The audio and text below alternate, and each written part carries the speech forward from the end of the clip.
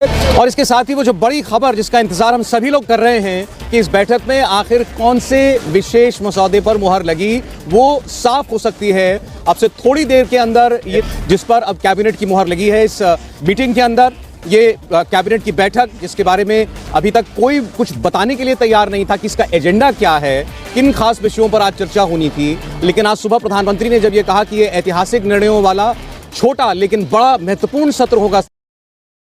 नमस्कार दोस्तों, वंदे मातरम। स्वागत है आपका हमारे YouTube चैनल में। आपको डिटेल के साथ ईपीएस के बारे में जानकारी मिलेगी। ईपीएफओ सदस्यों को बड़ा तोहफा दे सकती है सरकार। जो न्यूनतम पेंशन आपकी है जो 9 गुना करने आ रही है सरकार। बहुत ही अच्छी खबर आ रही है कि जो आपकी न्यूनतम पेंशन है जो 9 गुना बढ़ा सकती है सरकार। लोकसभा चुनाव से पहले सभी ईपीएफओ खाता धारकों की जो पेंशन राशि है वो 1000 से बढ़ाकर 9000 रुपये करने जा रही है सरकार। तो इस वीडियो को आप शुरू से लेकर ध्यान से देखिए, तो आपके बहुत ही काम की होने वाली वीडियो है। जो शुरू से अंत तक देखोगे तो आपको डिटेल से इसकी जानकारी मिलेगी। अभी जो आपकी न्यूनतम मासिक पेंशन महज 1000 रुपये है उसे बढ़ाकर 9000 रुपये किया जा सकता है। पेंशन भोगी अरसे से इसकी मांग कर रहे थे कि पेंशन को बढ़ाया जाए। अक्टूबर में श्रम मंत्रालय की एक अहम बैठक हो सकती है और संसद की स्टैंडिंग कमेटी सिफारिशों पर बैठक में कोई बड़ा फैसला लिया जा सकता है।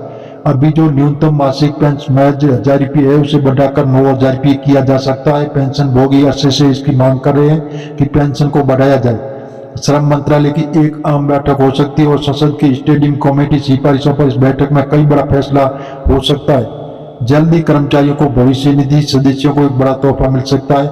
खबर है कि सरकार न्यूनतम पेंशन को बढ़ाने की दिशा में काम कर रही है और इसे बढ़ाया जा सकता है। उम्मीद की जा रही है कि जो न्यूनतम मासिक पेंशन महज 1000 रुपये है उसे बढ़ाकर 9000 रुपये किया जा सकता है।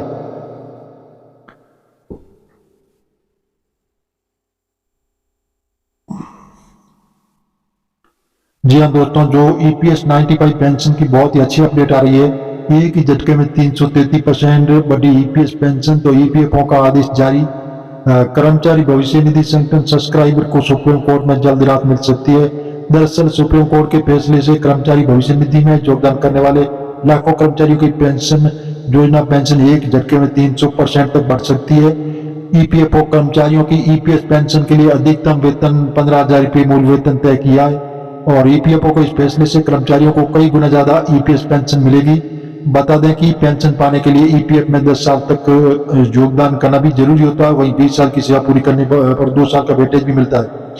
कर्मचारी भविष्य निधि संगठन की मौजूदा जो व्यवस्था के मुताबिक अगर कोई कर्मचारी जून 2015 से नौकरी कराए और 14 साल सेवा पूरी करने के बाद वो पेंशन लेना चाहता है तो उसकी कर्मचारी पेंशन योजना में पेंशन की गणना जो 15000 रुपये पर ही होगी।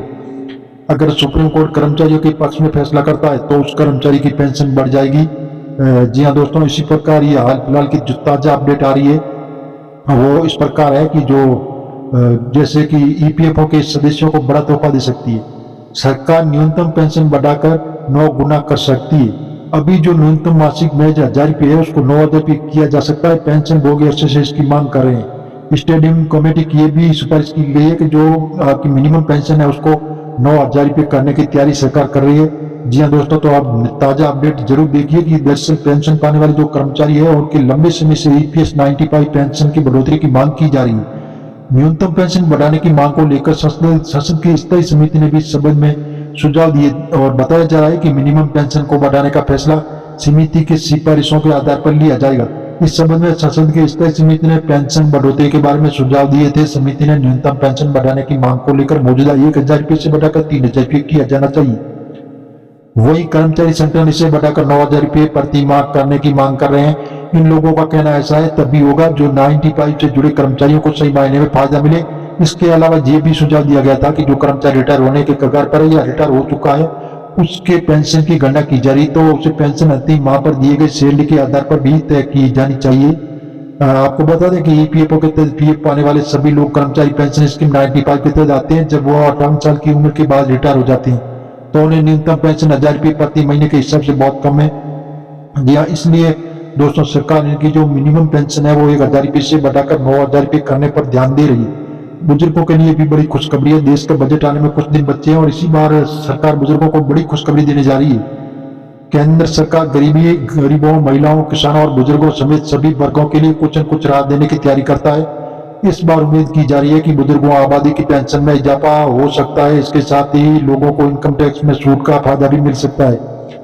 फाउंडेशन ने मंत्रालय और अन्य हितधारकों को अलग से बजट अंतिम रूप देते समय इसकी सिफारिशों और सुझावों को गौर करने की अपील की है और बयान में कहा गया है कि वृद्धा व्यवस्था पेंशन को मौजूदा मुद्रास्फीति के अनुसार संशोधित किया जाना चाहिए, जो 3,000 रुपये प्रति माह बढ़ाई जाए। पेंशन बयान में कहा गया है कि मंथली वृद्धा पेंशन केंद्र सरकार का वर्तमान हिस्सा प्रत्येक पात्र वृद्ध व्यक्ति के लिए प्रति माह 3,000 रुपये बढ़ाया जाना चाहिए।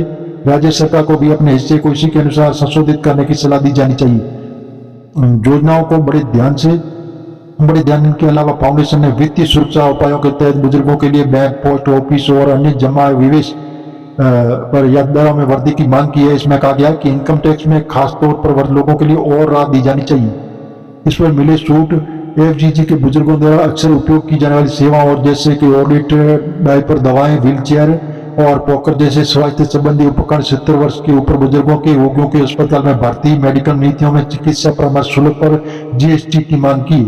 जी हाँ दोस्तों, इसी प्रकार की सरकार लोकसभा चुनाव से पहले कई तोहफा देने जा रही है। सरकार जो पेंशन ईपीएस के पेंशन धारक है, खाता धारकों के अकाउंट में ब्याज का पैसा भी ट्रांसफर कर सकती है। ईपीएफओ के पीएफ खाते पर मिलने वाले ब्याज पर बड़ी अपडेट सामने आई है। संभावना जताई जा रही है कि केंद्र सरकार इस महीने के अंत पर पीएफ खाता धारकों को अकाउंट में ब्याज का पैसा ट्रांसफर कर सकती है।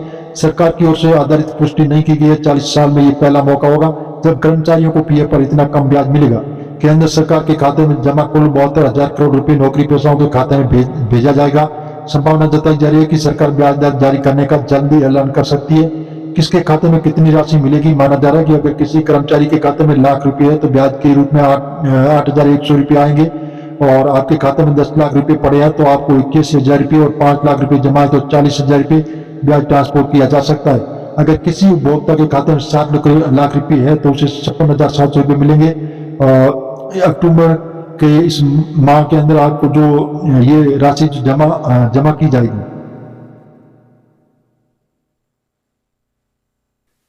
ओल्ड पेंशन सरकार ने दिया बड़ा तोहफा। पुरानी पेंशन व्यवस्था को अब इस महीने होगी बड़ी खुशखबरी। नया सिस्टम हो रहा है कि पुरानी पेंशन स्कीम को ओल्ड पेंशन स्कीम को लागू करने के लिए देश भर में बेस्ट जगह पर है। इसी बीच बड़ी खबर सामने आ रही है कि ओल्ड पेंशन सिस्टम को फिर लागू किया जा सकता है। देश के कई राज्यों में कर्मचारी नई पेंशन व्यवस्था न्यू पेंशन स्कीम को रद्द करके ओल्ड पेंशन स्कीम बहाली की मांग की जा रही है। पहले कैबिनेट की ओपीएस लागू होगा। हिमाचल राज्य के सीएम सुखविंदर सिंह सुक्खू ने बताया कि हमारी कैबिनेट मीटिंग इस महीने में गठित हो जाएगी, फिर सबसे पहले कैबिनेट मीटिंग में ओल्ड पेंशन स्कीम हम लागू कर देंगे। कर्मचारियों को बहुत बड़ा तोहफा मिलेगा। छत्तीसगढ़ में भी सभी राज्य सरकार पुरानी पेंशन लागू करने जा रही है।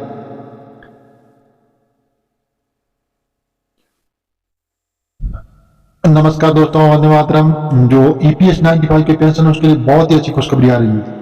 ईपीएस पेंशन भोगियों को न्यूनतम पेंशन जो 7,500 रुपये प्रति महीने के साथ महंगाई भत्ता मिलेगा और पेंशनों को सुप्रीम कोर्ट के आदेश अनुसार हाई पेंशन का भी लाभ मिलेगा। ईपीएस 95 पेंशनों को परिवार को मुफ्त मेडिकल सुविधा भी दी जाएगी। जिन पेंशनों को योजना में शामिल नहीं किया गया है उन्हें योजना में शामिल किया जाएगा और न्यूनतम पेंशन 5,000 रुपये प्रति माह दी जाएगी। इस वीडियो में इतना ही, और मिलेंगे नई वीडियो के साथ। आप चैनल पर नए और पहली बार चैनल को सब्सक्राइब करिए ताकि इसी प्रकार की नई जानकारी और अपडेट रोजाना आपको मिलती रहे।